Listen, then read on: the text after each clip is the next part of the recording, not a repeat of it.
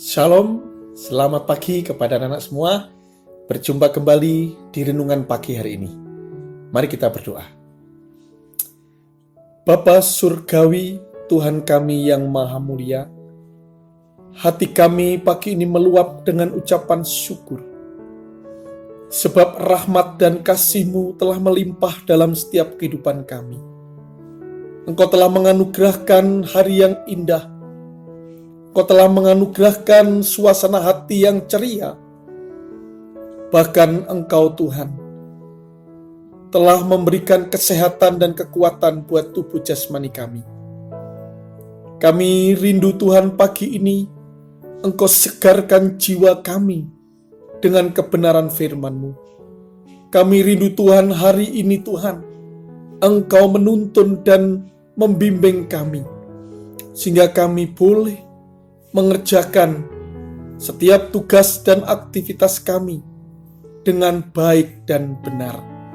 Terima kasih ya Allah. Kiranya renungan-Mu ini benar-benar Tuhan memberkati kami. Di dalam nama Tuhan Yesus Kristus. Haleluya. Amin. Puji Tuhan anak-anak sekalian. Hari yang luar biasa ini, mari kita luangkan waktu sebentar untuk kita mendengar firman Tuhan. Karena firman Tuhan akan menjadi cahaya terang baik di dalam pikiran kita maupun hati kita. Bahkan akan menjadi pelita di dalam setiap langkah kaki kita.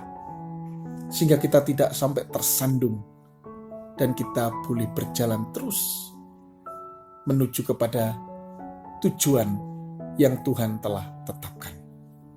Pagi ini kita akan belajar firman Tuhan tentang taat. Kita membaca di dalam Amsal 13 ayat yang ke-13. Amsal 13 ayat 13. Demikian kata firman Tuhan.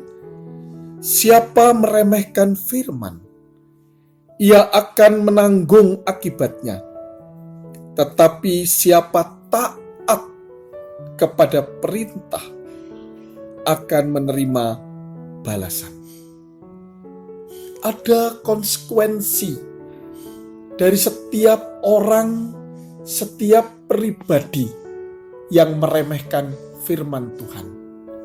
Namun ada ganjaran yang akan disediakan oleh Allah ketika kita taat terhadap perintah, terhadap titah, terhadap firman yang Tuhan ucapkan atau sampaikan kepada kita. Jadi penting ada roh ketaatan dalam kehidupan kita. Karena dengan ketaatan inilah dimungkinkan hidup kita ini akan mengalami yaitu keberhasilan, akan mengalami sukacita, akan mengalami damai sejahtera dan kebahagiaan. Kuncinya adalah taat. Anak sekalian, ada beberapa contoh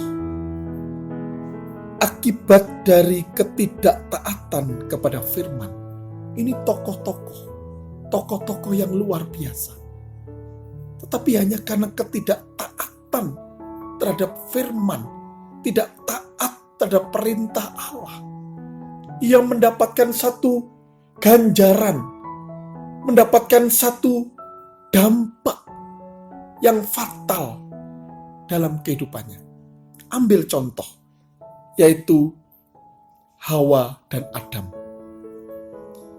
Hawa dan Adam tidak taat kepada firman Allah, sehingga mereka jatuh dalam dosa. Dan akibatnya mereka diusir dari Taman Eden. Ini adalah satu hukuman, konsekuensi, sanksi yang sangat berat ketika Hawa dan Adam tidak taat kepada perintah atau firman Allah. Di dalam kitab Kejadian 3 ayat yang ke-24. Ia menghalau manusia itu Dan di sebelah timur Taman Eden ditempatkannya beberapa kerub dengan pedang yang menyala-nyala dan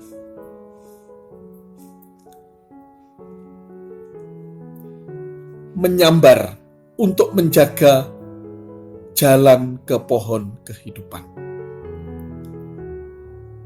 Adam dan Hawa dihalau dari Taman Eden karena ketidaktaatan kepada perintah.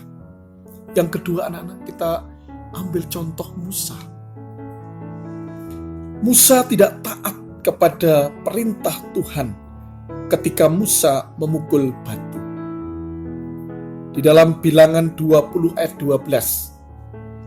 Tetapi Tuhan berfirman kepada Musa dan Harun, karena kamu tidak percaya kepadaku dan tidak menghormati kekudusanku di depan mata orang Israel, itulah sebabnya kamu tidak akan membawa jemaah ini masuk ke negeri yang akan kuberikan kepada mereka.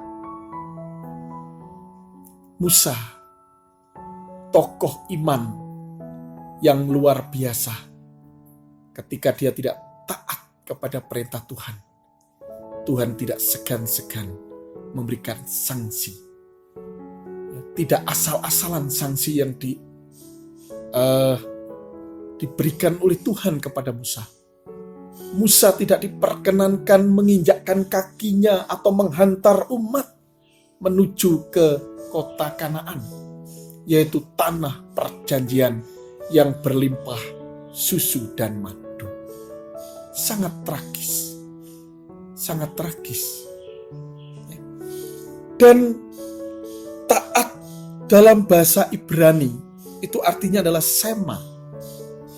Artinya sikap tunduk kepada wewenang, menjalankan apa yang diperintahkan, mematuhi apa yang dituntut, atau menjauhkan diri dari apa yang dilarang. Itu pengertian dari taat. Ya. Jadi taat itu adalah tunduk, sikap yang tunduk akan wewenang, menjalankan perintah dengan hati-hati, ya, juga mematuhi apa yang dituntut, tidak menolak tuntutan.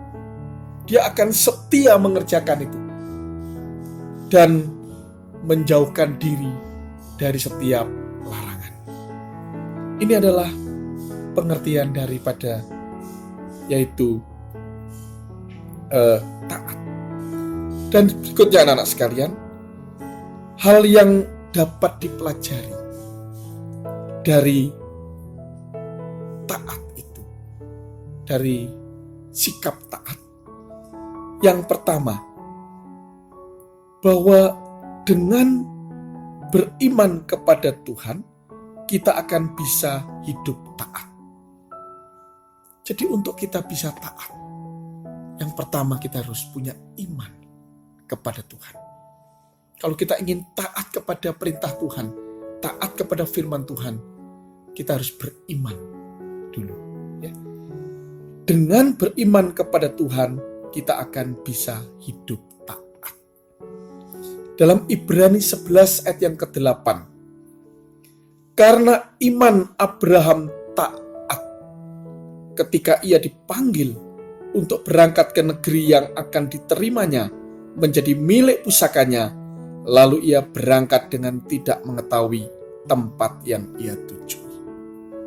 Karena percaya kepada Tuhan bahwa Allah yang kita sembah, Allah yang kita muliakan adalah Allah yang luar biasa, Allah yang ajaib. Ini yang memungkinkan iman inilah yang membuat Abraham taat kepada setiap perintah Tuhan. Demikian pula kita. Kalau kita mengakui, kita percaya bahwa Tuhan yang kita sembah itu adalah Allah yang sanggup membebaskan kita dari segala perkara kepedihan.